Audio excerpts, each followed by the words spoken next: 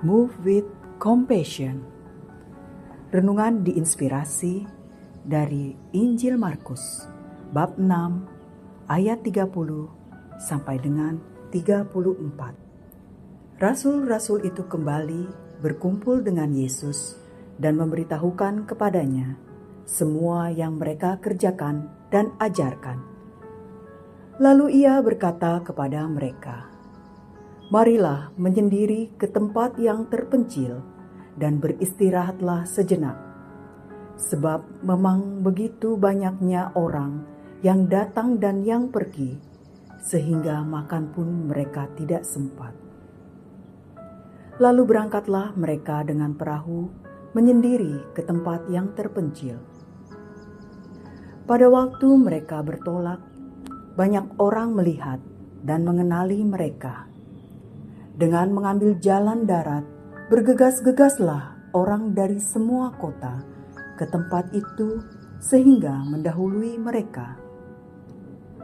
Ketika mendarat, Yesus melihat orang banyak berkerumun. Maka tergeraklah hatinya oleh belas kasihan kepada mereka, karena mereka seperti domba yang tidak mempunyai gembala.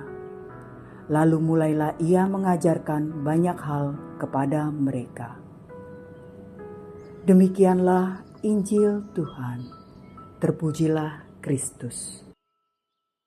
Meskipun lelah secara manusiawi, Yesus tergerak untuk mengajar dan melayani umatnya.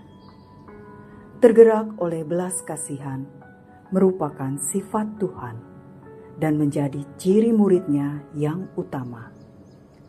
Paus Yohanes Paulus II menyampaikan pesan kasih Allah ini dalam ensikliknya yang berjudul Belas Kasihan Tuhan.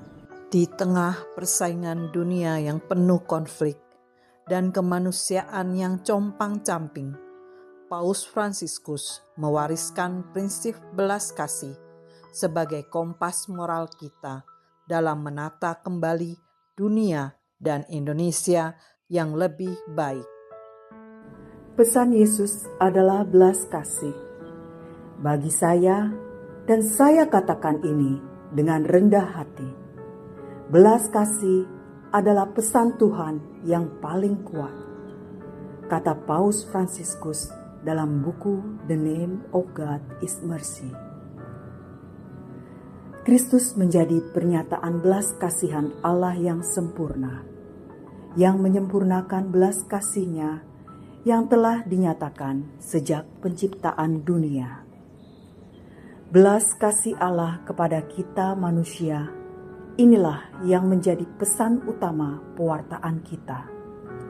Betapa dunia dan lingkungan sekitar kita perlu mendengar kabar gembira ini.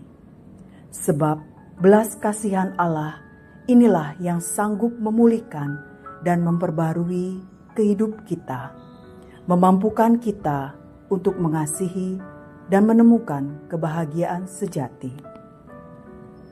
Saya teringat beberapa bulan lalu, saat Bapak Uskup Ignatius Suharyo melayani sakramen Krisma di gereja kami. Ada 242 penerima sakramen Krisma yang ditandai minyak urapan Krisma melalui tangan Bapak Uskup.